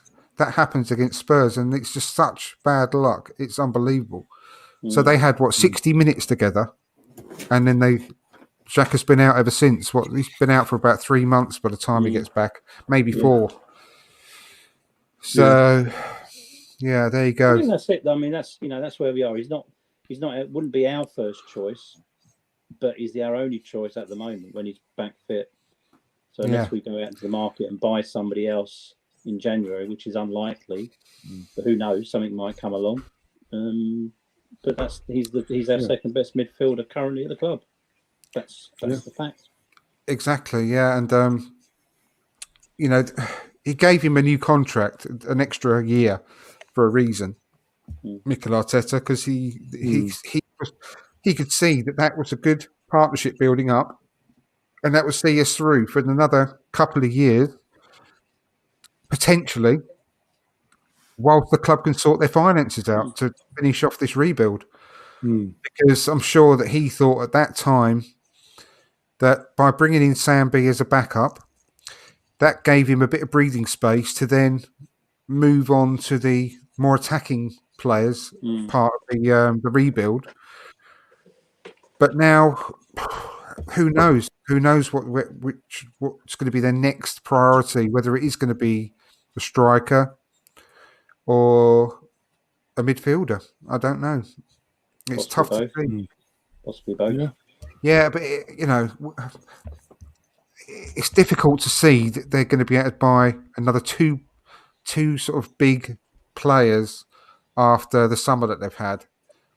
Whether they could do one at a time, I don't know, because money just doesn't grow on trees at the end of the day, does it? Like your mum and dad used to say. People don't buy players cash anymore, do they? It's all over 5 years, isn't it? And but we've got a lot of money down on players. We've got a lot of money down that we're playing going for free, aren't they? A lot of them are going for free.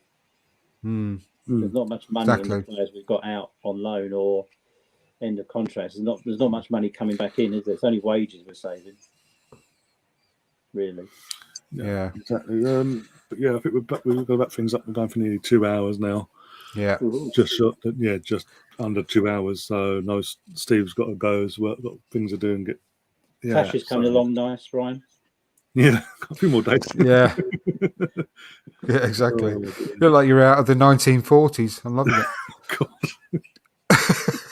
just need like a sepia tint on your camera there. It'd be perfect. Oh God, I'm gonna be bloody. That'll be all done over social media. You'll be doing the old. Don't know if you remember the old Jason King. There you go. Oh God. Yeah. Peter Wingard,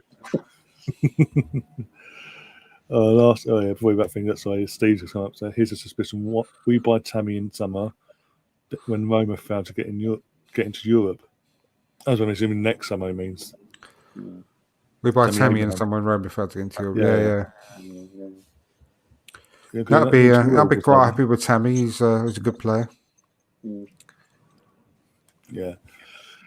But yeah, Andrew, where can people find you and what have you got coming up on your channel this week? Show tomorrow at 7:30. Don't know if you two guys are free. You'd like more than welcome to jump on. I'll watch up in the morning and all that. Yeah, on the From Dial Square to Where YouTube channel. Steve, if you're more than welcome if you're available. I'll see what I'm doing. Yeah, see what the wife's diary's like. Yeah. And that's it this week. But you can get me on Twitter at From Dial Square.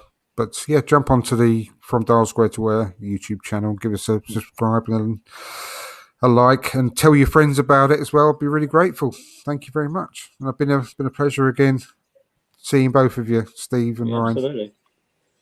Always definitely. Likewise. Yeah.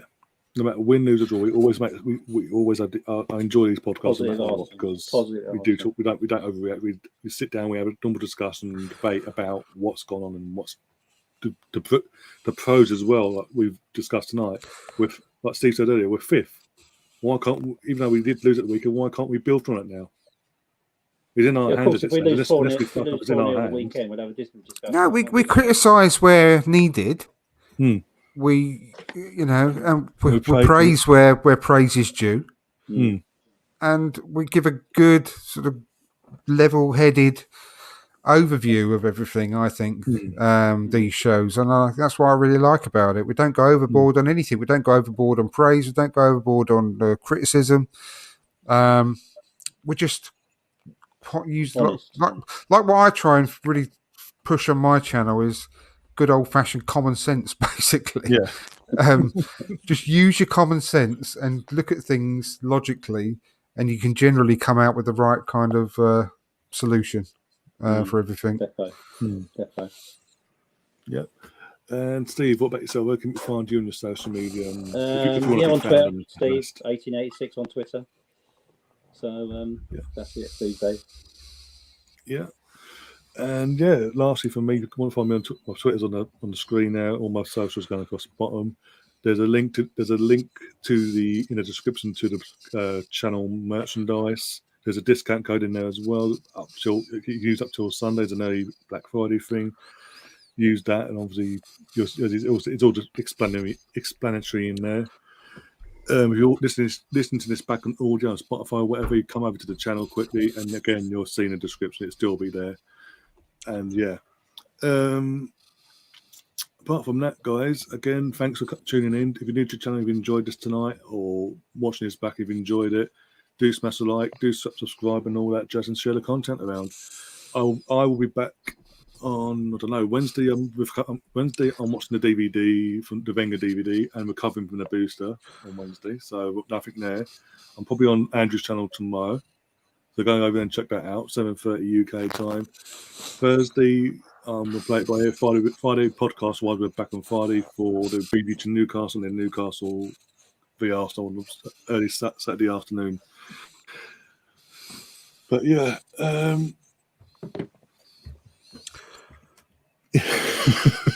Steve in the chat.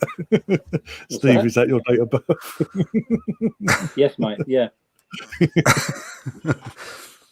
Oh, he's not human. He's a Time Lord. If you know. This is my fifth incarnation. Yeah.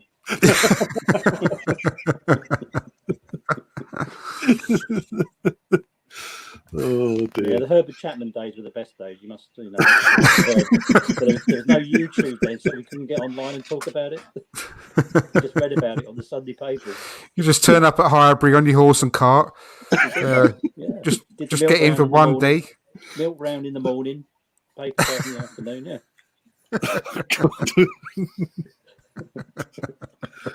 Oh, again, that's another reason why I love doing this podcast, and obviously going on another podcast because players used to pay us. Comments like that, the banter we have, and all that. Steve, just briefly before we go, just don't drop off immediately when the show's ending. I just want a very quick word offline, if that's okay. Oh, hello. Oh, you're in trouble. No, not at all. Not at all. Oh dear. Well, yeah. As I said, literally, obviously, podcast was back on Fridays. And I say about the time, I'm going to go for the Newcastle game and all that jazz. And then we got the game on nice early Saturday. Thanks, BT, for that one. and then do the match of the day stuff and all the usual stuff, and we're back and then review it all on Monday again. But until then, guys, enjoy the rest of your evening. Hopefully this has eased your fears of Arsenal and where we're going as a whole, and you sort of relax now, calm, and look forward to Saturday now. That's another thing. We don't have to play midweek. He's got a whole week to fix this mess that we saw at the weekend. So we breathe, relax, and we move on. But until then, guys, I'm off to Richmond apparently. Come on, you Gunners. Until then, if you know, you know. If you know, you know.